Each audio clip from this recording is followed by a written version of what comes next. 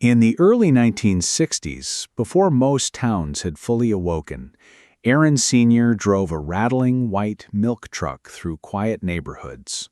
He wore a pressed cap, lifted glass bottles from metal crates, and left milk, cream, and butter on porches still damp with morning dew.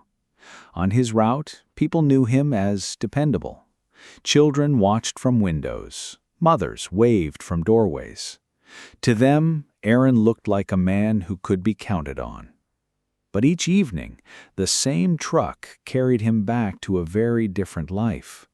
At the edge of town, his wife and 6 children lived in a weathered shack under a leaking roof. In winter, cold slipped through the walls. In summer, heat, flies, and damp wood filled the rooms. Money vanished almost as soon as Aaron earned it. Some nights supper was little more than potatoes, bread, and silence.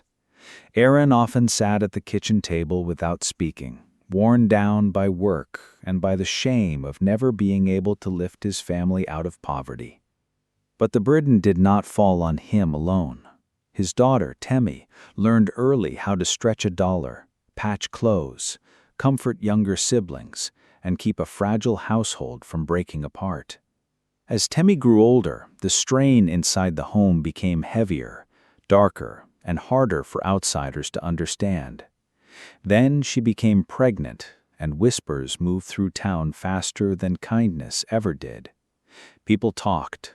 Doors closed. The shame and heartbreak pressed down on a family that already had almost nothing left to hold on to. Not long after, Aaron disappeared. He left his wife, his children, the unpaid bills, and the questions no one could answer. Word later spread that he had moved several states away and started another family.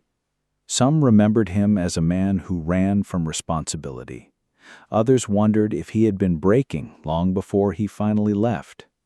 But for Temi and her siblings, the result was the same.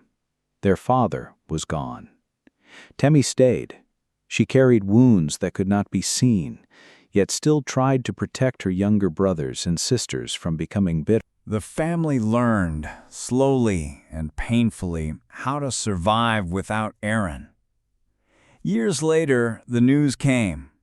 Aaron Sr. had died alone while camping in an old trailer near a lake.